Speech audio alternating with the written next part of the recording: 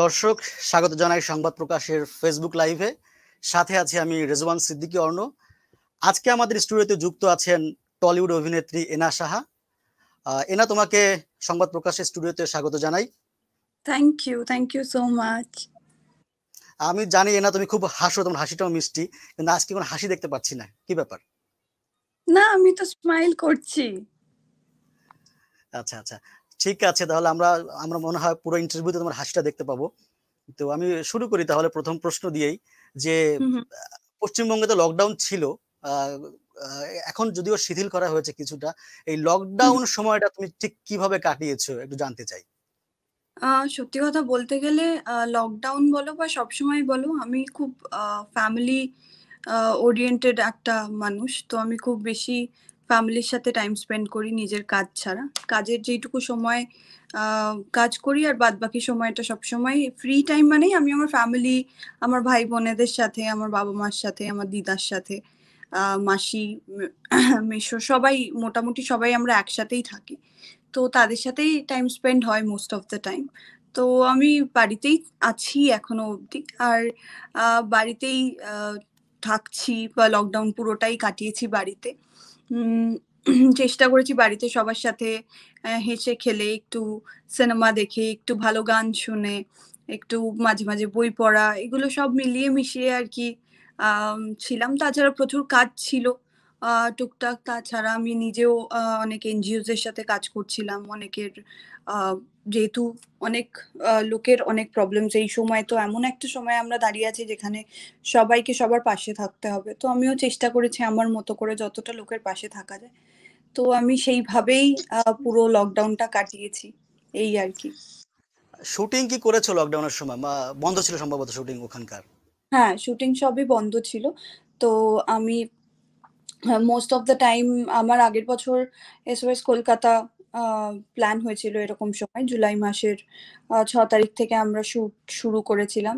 তো আগের বার lockdown most of the time লাস্টের দিকে, স্পেশালি প্রথম আমাদের বোধহয় 3-4 মাসের মতো লকডাউন ছিল। তো প্রথম 1-1.5 মাস একটু খুব, মানে মনে হচ্ছিল যে কোনো কাজ নেই, বাড়িতে বসে আছি, ভাল লাগতো না। তো তারপর ভাবলাম যে কিছু একটা করতে হবে। তো কিছু একটা করতে হবে, হতে হতে প্ল্যান করতে করতে আমার প্রোডাকশনের কথা হলো। তো প্রোডাকশনের একটা নাম ঠিক করা হলো, প্রজেক্ট ঠিক করা হলো, কাস্টিং ঠিক করা হলো ওভার দ্য ফোন। আমরা যেহেতু একে অপরের সাথে দেখা করতে পারিনি, কারণ তখন সোশ্যাল ডিস্টেন্সিং খুব ইম্পর্টেন্ট ছিল, বাড়ি থেকে বেরোনোও যাচ্ছিল না।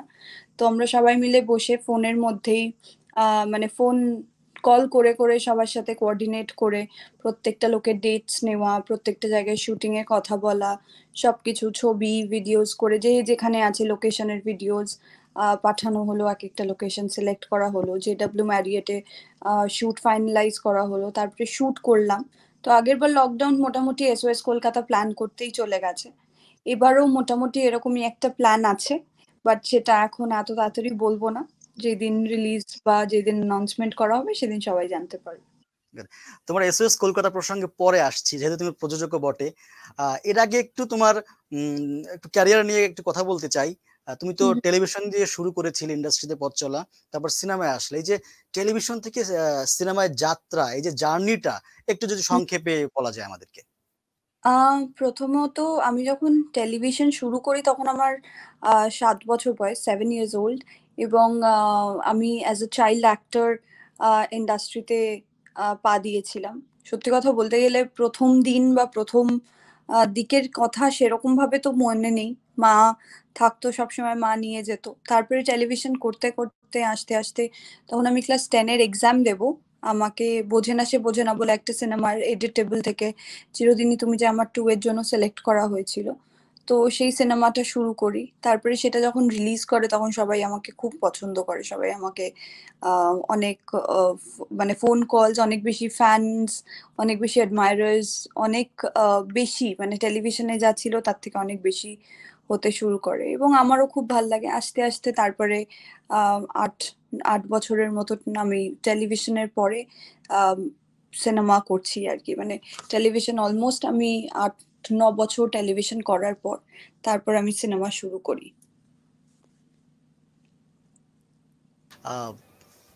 সিনেমা বিষয়টাতে গিয়ে তুমি তো পশ্চিমবঙ্গ মানে টলিউড ছেড়ে তুমি তো দক্ষিণের সিনেমাতেও কাজ করেছো, সেটা যদি হুম। জানতে চাই তোমার কাছ থেকে। আমি যখন প্রথম সিনেমাটা করছি, চিরদিনই তুমি যে আমার 2, শুটিং এর মাঝখানে বা ওয়ার্কশপের মাঝখানে একটা ফোন কল আসে মালায়ালাম একটা সিনেমা থেকে। তো আমি ১ম আমার সাউথ ইন্ডিয়ান ফিল্মেও কাজ করি। চিরদিনের মাঝখানেই ১ সপ্তাহর জন্য ফার্স্ট এ যাই, গিয়ে শুট করি। তারপর চিরদিনই শেষ হওয়ার পরে আরো ৭ দিনের মতো ওদের দরকার ছিল আমাকে। তো আমি দুলকার সালমান, সানি ওয়েন, সমীর তাহির, আ গিরিশ গঙ্গাধরন, রেক্স বলে যে আমাদের মিউজিক ডিরেক্টর ছিল, তাদের সকলের সাথে আলাপ হয়। ওদের হুম। সাথে কাজ করি। খুব ভাল লাগে কাজ করতে ওদের সাথে। কারণ ওরা খুব অর্গানাইজড, খুব সুন্দর করে কাজ করে। আ প্রত্যেকটা আর্টিস্টকে বা প্রত্যেকটা অ্যাক্টরকে বা এবং টেকনিশিয়ানদের সবাইকে প্রচন্ড প্যাম্পার করে। তো সেটে যাই, ওরকম লোকেশন একটা খুব সুন্দর লোকেশন ছিল। সেই লোকেশনটায় শুট করতে শুরু করি। তারপরে শুট করে ফেরত আসার পরে খুব মন খারাপ হয়। তো তারপর থেকে আমার আস্তে, আস্তে সাউথে আরেকটা মালায়ালাম ফিল্ম, তারপরে ২ টো তেলেগু ফিল্ম, একটা তামিল ফিল্ম এইভাবে অফার্স আসে। তো আমি এখনো অব্দি ওখানে ৫ টা সিনেমা করেছি। সব মিলিয়ে ২ টো মালায়ালাম, ২ টো তেলেগু, একটা তামিল ফিল্ম আরকি। এবং খুব ভালো এক্সপেরিয়েন্স থেকেছে। কারণ ওরা যদিও আমরা একে অপরের ভাষা সেইভাবে বুঝি না। আর আমি এখনো অব্দি অত ভালোভাবে ওদের ভাষাটা শিখে উঠতে পারিনি। অল্প, অল্প সবকটা ভাষারই খুবই অল্প বুঝি। তো কিন্তু আমার কখনো কাজ করতে গিয়ে মনে হয়নি যে আমি অন্য একটা জায়গায় কাজ করছি। সবসময় মনে হয়েছে ইটস লাইক হোম। মানে ওরা এই জিনিসটা খুব সুন্দর করে আমাদেরকে, আমি এবং আমার মা এবং আমার টিম যখন যায় ওখানে, তো সবাই মিলে খুব প্যাম্পার করে খুব ভালোবেসে কাজ করায়। তো এটা খুব সুন্দর ওদের ওখানে। তুমি তো সম্ভবত হিন্দিতেও একটা সিনেমাতে কাজ করেছো, যদি ফেস্টিভ্যাল কেন্দ্রিক। হ্যাঁ, হ্যাঁ। 'চৌরাঙ্গা' বলে একটা সিনেমা। আম এটা রঞ্জন মিশ্রার ডিরেকশন এ। অনির হচ্ছে প্রোডিউসার এবং এটা হচ্ছে ন্যাশনাল আম ড্রামা, মানে দিল্লির যেটা আমরা জানি। হ্যাঁ, তো সেখান থেকে ওরা পুরো জিনিসটা এক্সিকিউট করেছে। ওদের মেইন প্রোডাকশন টা ওদেরই। এবং তাছাড়া ওখানে সঞ্জয় সুরি আছে, ধৃতিমান স্যার আছে। আম তারপরে তানিশা, মানে টান টান তানিশা আছে। তার আয়ুষ্মা, কি যেন? অংশুমান ঝা, আ অংশুমান দা আছে। অনেকে আছে। তো খুবই ভালো। দে আর ভেরি নাইস অ্যান্ড খুব কি বলবো? মানে খুব, খুব ভালো করে কাজ, মানে মজা করে কাজ হয়েছিল। ওরা বেঙ্গলে এসছিল কাজ করতে। তো আমি জানতাম না। আমি শুটিং এর ঠিক আগের দিন আমার কাছে কল আসে। বলে যে, "কালকে এরকম ভোরবেলায় বেরিয়ে যেতে হবে। গিয়ে তোমাকে শুটিং শুরু করতে হবে।" আমি বললাম, "আমি তো প্রিপেয়ার্ড নই।"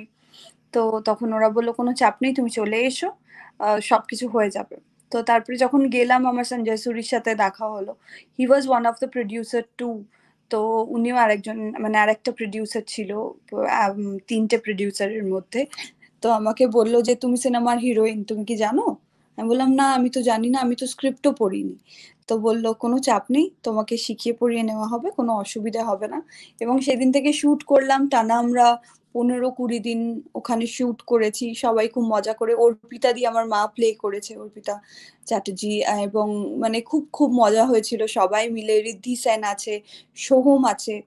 তো এবং গল্পটাও খুব ইন্টারেস্টিং। তো আমার ওটা ফার্স্ট হিন্দি প্রজেক্ট ছিল এবং আমাকে ওই প্রজেক্টটার জন্য আলাদা করে আ ঝাড়খণ্ডী যে ভাষাটা ব্যবহার করা হয়, সেই ভাষাটা শিখতে হয়েছিল। যদিও খুবই অল্প ডায়ালগ ছিল, কারণ আমার চরিত্রটাই ছিল প্রচন্ড চুপচাপ একটা মেয়ে, বাবাকে প্রচন্ড ভয় পায়। তো খুব, খুব আ মানে মজা হয়েছে পুরো প্রসেসটায়। রিদ্ধি এবং সোহম সবাই মিলে আরকি। আমাদের অনেকেই বাঙালি অ্যাক্টরসও ছিল ওখানে। তো সবাইকে শিখিয়ে পড়িয়ে, যেহেতু বাচ্চাদের মোস্টলি বাচ্চারা ছিল। ৩ জন আমরা ছোট ছিলাম, রিদ্ধি, আমি, সোহম। তো আমাদেরকে সবসময় প্রচন্ড কেয়ারে রাখা হতো যাতে আমরা বেশি দুষ্টুমি না করি। কাজটা মন দিয়ে করে নিই। কাজটা যেন সবসময় শিখে রাখি। তো সেগুলো নিয়ে আরকি। এটা অনেকদিন আগের কথা। সেটাই। তুমি সিনেমার বাইরেও তো ওয়েব প্ল্যাটফর্মে কাজ করেছো। বন্যপ্রেমের গল্প সহ বেশ কয়েকটা কাজ করেছো সেহেতু। আ হ্যাঁ, সে আমি একটাই কাজ করেছি, শুধু বন্যপ্রেমের গল্প। হ্যাঁ, আচ্ছা। তো আবার সামনে তো কাজ করার ইচ্ছাও তো সম্ভবত আছে। আ হু, হু। তো সেই ক্ষেত্রে ওটিটি প্ল্যাটফর্ম কি সিনেমার বিকল্প হিসাবে গণ্য করা হবে কিনা বা সিনেমার জায়গাটা দখল করে নেবে কিনা কি মনে করো? দেখো, একটা সিনেমা হলে গিয়ে সিনেমা দেখার অনুভূতিটাই আলাদা, সেটা তুমিও জানো, আমিও জানি। তো আমার সবসময় মনে হয় যে সিনেমা হলের নিশ্চয়ই কোনো কি বলবো, উম আম, কি বলা উচিত, মানে সিনেমা হলের ইকুয়ালিটিতে তো অফকোর্স কিছু আসবে না, বাট অফ মানে এটাও সত্যি যে ওটিটি, যত ওটিটি প্ল্যাটফর্মস আছে, যতগুলো আছে, সেগুলোর জন্য আমাদের কাছে প্রত্যেকটা সিনেমা অনেক বেশি কি বলবো ভিজিবল হয়, অনেক বেশি আমরা জানতে পারি যে এই সিনেমাটা রিলিজ করেছে, এই সিনেমাটা দেখবো। এবং অনেক মানে যখনই ফ্রি সময় হয়, এরকম নয় যে অন্য কারোর সময় মতো আমাকে যেতে হচ্ছে, আমি নিজের সময় মতো বসে প্রত্যেকটা সিনেমা দেখতে পাচ্ছি। তো একদিকে সুবিধেও আছে এগুলোর, অসুবিধেও আছে, সবকিছুরই একটা নেগেটিভ একটা পজিটিভ দিক থাকে। তো সিনেমা হল বা থিয়েটারের ক্ষেত্রেও সেটা আছে। এখন প্যান্ডামিকের সময় আমার মনে হয় ওটিটি প্ল্যাটফর্ম অনেক হেল্প করছে সবাইকে, যে সবাই বাড়িতে বসে, কারণ এই সময় বাড়িতে বসে আমার মনে হয় সকলের প্রচুর ডিপ্রেশন হচ্ছে, প্রচুর মন খারাপ হচ্ছে, একদম একদম হ্যাঁ। কষ্ট হচ্ছে। তো সেগুলো আমার মনে হয় অনেকটাই ওটিটি প্ল্যাটফর্ম বা এই সোশ্যাল মিডিয়া বা এই যে আমরা আজকে আমার তোমার সাথে দেখা হচ্ছে, তো এইগুলো অনেক হেল্প করছে। তো ইন্টারনেটের জন্য আমরা প্রত্যেকটা লোককে ভিডিও কল করতে পারছি, নিজেদের লোকেদের, যদি দূরে থাকি তাও কেমন আছে জানতে পাচ্ছি, দেখতে পাচ্ছি। তো আমার মনে হয় অফকোর্স একটা ভালো দিক তো আছেই। আবার প্যান্ডেমিকটা শেষ হয়ে গেলে, যখন সবকিছু ঠিক হয়ে যাবে, তখন আমার মনে হয় আমি আমি অ্যাটলিস্ট এটা কন্টিনিউ করব না। কারণ আমি পছন্দ করি আমার নিজের লোকেদের একটু সামনাসামনি দেখা, একটু সামনে বসে আড্ডা মারা, একটু দেখা হলে সবাই মিলে একসাথে খেলাম, একটু গল্প করলাম, একটু একসাথে সিনেমা দেখলাম, এগুলো আমার বেশি ভাল লাগে। তো সবটারই একটা ভালো দিক, একটা খারাপ দিক আছে আমার মনে অবশ্যই হয়। অবশ্যই অবশ্যই। আমি যদি ভুল না করি তোমার বয়স মাত্র 24। এই সময়টায় মানে এত অল্প সময়ে তুমি যে জনপ্রিয়তা অর্জন করেছো, এটা অবিশ্বাস্য। কিন্তু এর পেছনে আসলে কি কারণ দাঁড় করাবে তুমি? এই রে, প্রথমত 24 না, আমি 25 কমপ্লিট করে এই জাস্ট আগের মাসেই আমার 26 বছর বয়স তোমার জন্ম হয়েছে। 96 তে না? আহ, আম, আমার না, আমার বার্থ হচ্ছে 1995। 5 ইয়ার, সরি, হ্যাঁ। হ্যাঁ, তো আম, যাই হোক, তো আমার মনে হয় যে একটা জিনিস যেটা সব থেকে বেশি আমি ক্রেডিট দেবো আমার মাকে। কারণ ছোটবেলায় আমি যখন কিছু বুঝতাম না, আমি জানতাম না আমি কি করতে চাই, তখন আমার মা আমাকে এমন ভাবেই লিড করেছে যেখানে I can be somebody someday.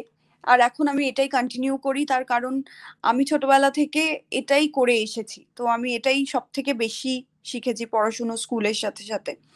এবং আমার মনে হয় এটা অনেক রিজন হয়, একটা মানুষ তার সাকসেসের পিছনে তার ফ্যামিলির অনেক অবদান থাকে, তার নিজের অনেক হার্ডওয়ার্ক থাকে, এবং তাছাড়া মোস্ট ইম্পর্টেন্ট আমার প্রফেশনে আমার যেটা মনে হয় সেটা হচ্ছে আমার অডিয়েন্স। তো আমার অডিয়েন্স সবসময় আমার পাশে থেকেছে, আমাকে সবসময় সাপোর্ট করেছে। আমার মনে হয় এটা তো এক, মানে সব থেকে বেশি ক্রেডিট তো আমি আমার অডিয়েন্সকেই দেবো। খুবই ভালো খবর। আহ, সামাজিক যোগাযোগ মাধ্যমেও তো তুমি বেশ পপুলার। আমি একটু আগে তোমার লাইভ দেখছিলাম, সেখানে হুম, হুম। বাংলাদেশ বলো, মালদ্বীপ বলো, নেপাল বলো, সেখান থেকে অনেক ভক্ত তোমার মেসেজ করছে বা কথা বলেছে। তো কি মনে হয় সামাজিক যোগাযোগ মাধ্যম কি আহ, এতটা জনপ্রিয় কিভাবে হলে তুমি আসলে? আহ জানি না, এটা সত্যি কথা বলছি, আমার কাছে এখনো এটা আমার জন্য ইটস লাইক আ ড্রিম, আমার কাছে এটা স্বপ্নের মতো। তো আম, সেখানে আমি এত পপুলার বা লোকে আমাকে এত ভালোবাসে, এত সাপোর্ট করে, আমার মনে হয় এটা তো অফকোর্স ভগবানের দান। অ্যাট দ্য সেম টাইম আমার, মানে আমি তো মনে করি যে আই এম ভেরি লাকি যে আমি এরকম একটা উম কি বলবো ডেস্টিনি নিয়ে জন্মেছি যেখানে সবাই আমাকে এত ভালোবাসে। দশ একদম জনের হ্যাঁ। মধ্যে লিস্ট 7 জন 8 জন আমাকে এত প্রেজ করে, এত অ্যাডমায়ার করে, এত সাপোর্ট করে। তো এটা আমার মনে হয় সব থেকে বেশি আমি ক্রেডিট দেবো আমার অডিয়েন্স, অ্যাগেন আমার অডিয়েন্স এবং ভগবানকে, মোস্ট ইম্পর্টেন্ট। কারণ আমার মনে হয় সবাই চায়, এটা এটা তো সবার জন্য স্বপ্ন, কিন্তু তার মধ্যে থেকে I am one of the chosen one. তো এটা ভাবলেও আমার খুব ভালো লাগে, it makes me always very happy. খুবই ভালো। কিন্তু তোমার সামাজিক যোগাযোগ মাধ্যম যদি ঘুরে যদি দেখি, এখানে হুম, তোমার নানা ঢঙের বোল্ড ছবি দেখা যাচ্ছে। একজন অভিনেত্রীর হুম। কি এই ধরনের বোল্ড ছবি কি জনপ্রিয়তার ইউএসপি? তুমি কি মনে করো? উম আমি কিন্তু বোল্ড ছবি বা সবসময় ওরকম ধরনের ছবি আর কি, মানে বোল্ড, তুমি যেটা, আমি জানি না বোল্ড বলতে এক্স্যাক্টলি কি বলছো, বাট বোল্ড ছবি তুমি যদি বলো, তাহলে তুমি আমার পেজে যদি কখনো আসো, পেজ বলো বা আমার প্রোফাইল বলো, তুমি সব রকম ছবি দেখতে পাবে। তুমি আমার ফ্যামিলির সাথেও ছবি দেখতে পাবে, তুমি আমার ফটোশুটের ছবিও দেখতে পাবে, তুমি আমার সিনেমায় যখন আমি কাজ করছি তখনকার ছবিও দেখতে পাবে, তুমি আমি নর্মাল কোনো একটা সময় জাস্ট বসে আছি আমার আমার বাড়িতে বা কিছু, হ্যাঁ, খুব সিম্পল ভাবে সেরকম ছবিও আছে, খুব সাধারণ ছবি যেটাকে বলে। তো আমি সব রকম ছবি ইউজ করি। আর আমার মনে হয় সোশ্যাল মিডিয়াটার বা লোকের পছন্দ করার একমাত্র কারণ, বা যদি কারণ খুঁজে নিতে হয়, তাহলে আমার মনে হয় সব থেকে বেশি ইম্পর্টেন্ট হচ্ছে সোশ্যাল মিডিয়াতে নিজের মতো থাকা, মানে অরিজিনাল আমি যে, সেটা দেখানো। তো আমার মনে হয় সেটা একটা রিজন যেই জন্য লোকে আমাকে অনেক বেশি পছন্দ করে। কারণ আমি অনেককেই দেখেছি যে সোশ্যাল মিডিয়ার জন্য তারা আলাদা করে শুট করে, তারা অনেক ফেক বলা যেতে পারে। তো আমার মনে হয় লোকেরা সবাই বুঝতে পারে, সবাই জানে কোনটা ফেক আর কোনটা রিয়েল।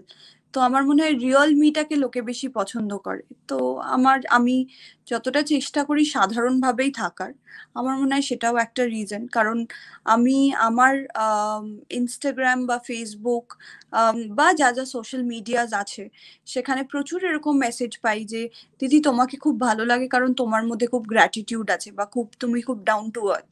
তো এটা শুনতেও আমার খুব ভালো লাগে। আর আমি চেষ্টা করি যে সব সময় সবার সাথে ভালো ব্যবহার করার। আমি চেষ্টা করি আমার ফ্যান্সদের, যদি কেউ খুব ভালো কমেন্ট করে বা কেউ প্রত্যেকটা ছবি লাইক করে বা আমাকে প্রচুর ডিএম করে, আমি বেশিরভাগ লোকজনদেরকে রিপ্লাই করি। আমার প্রত্যেকটা জায়গা থেকে চেষ্টা করি, সবাইকে হয়তো হয় না, বাট তাও চেষ্টা করি, কারণ প্রচুর 200 মেসেজের মধ্যে অ্যাটলিস্ট আমি চেষ্টা করি 100 জনকে তো রিপ্লাই করারই। তো সেটা আমার মনে হয় আর একটা জিনিস, যে আমাকে যতটা ওরা ভালোবাসা দেয় বা আমাকে যতটা বেশি ভালোবাসে, আমিও ঠিক ঠিক ততটাই চেষ্টা করি তাদেরকে ভালোবাসা ফেরত দেওয়ার।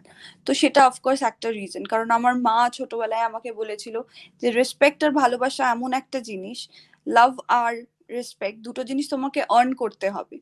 তো আমি চেষ্টা করি যে সবসময় সেটা আর্ন করে নেওয়া। খুবই ভালো কথা। আহ, কিন্তু টলিউডের নায়িকা বা বলিউড বলি, টলিউড বলি, তারা জিরো ফিগারের প্রতি দৌড়ায় বা জিরো ফিগারের হুম প্রতি হুম খুব আগ্রহী, কিন্তু তোমাকে হুম। আসলে তুমি পাত্তাই দিচ্ছ না সেসব, আসলে কারণটা কি?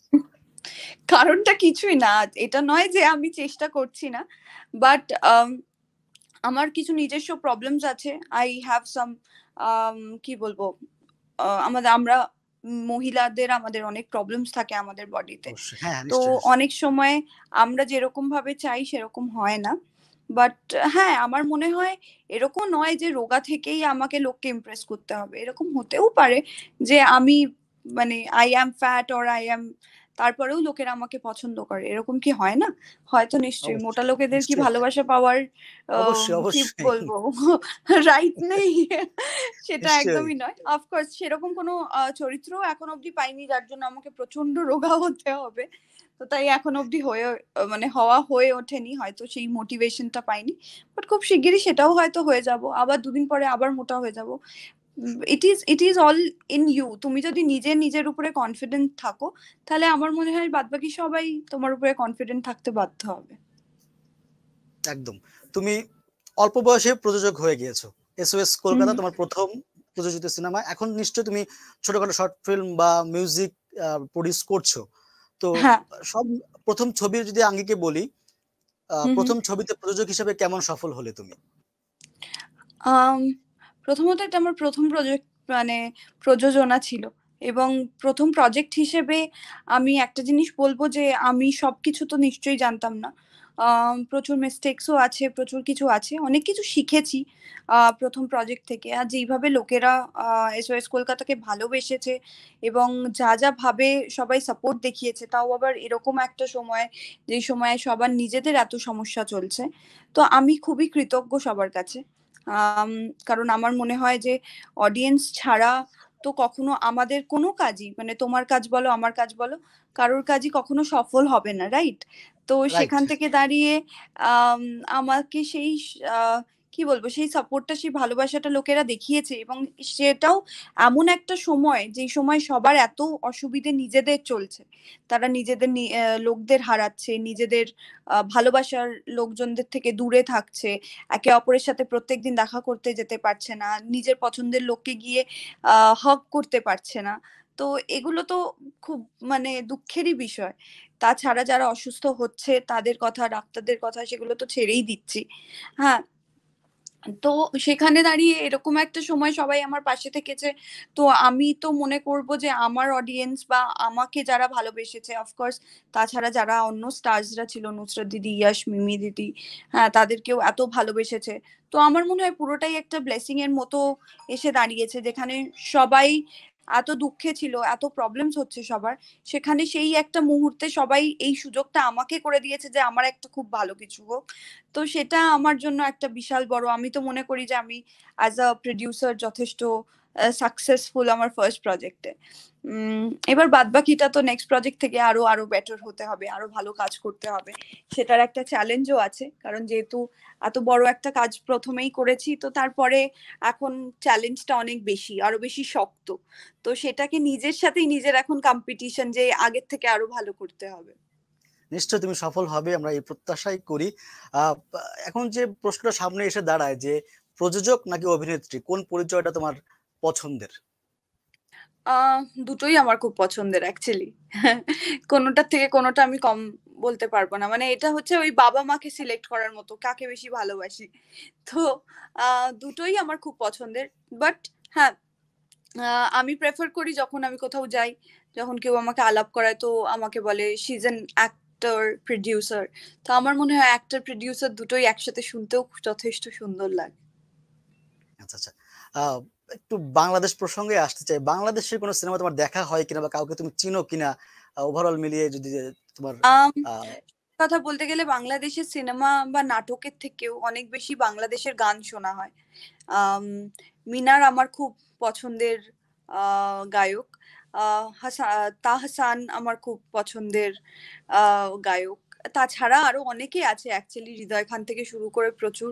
এবং ওখানে ভাবনা, আশা ভাবনা, আশা তাছাড়া ভাবনা, হ্যাঁ। সাফা, হ্যাঁ, সাফা এরা আমার খুব ভালো। স্পর্শিয়া, নাবিলা দি, এরা আমার খুব ভালো বান্ধবী সবাইকে তো চেনো তুমি, তাহলে ম্যাক্সিমাম চেনো তাহলে। তো সবাইকেই অলমোস্ট আমি সবাইকেই চিনি। সাদি আমার খুব ভালো বন্ধু হয়, শেখ সাদি। আম আমি ওর সাথে মাঝখানে একটা কাজও করেছি। ও আমার প্রোডাকশনে কাজ করার জন্য এসেছিল।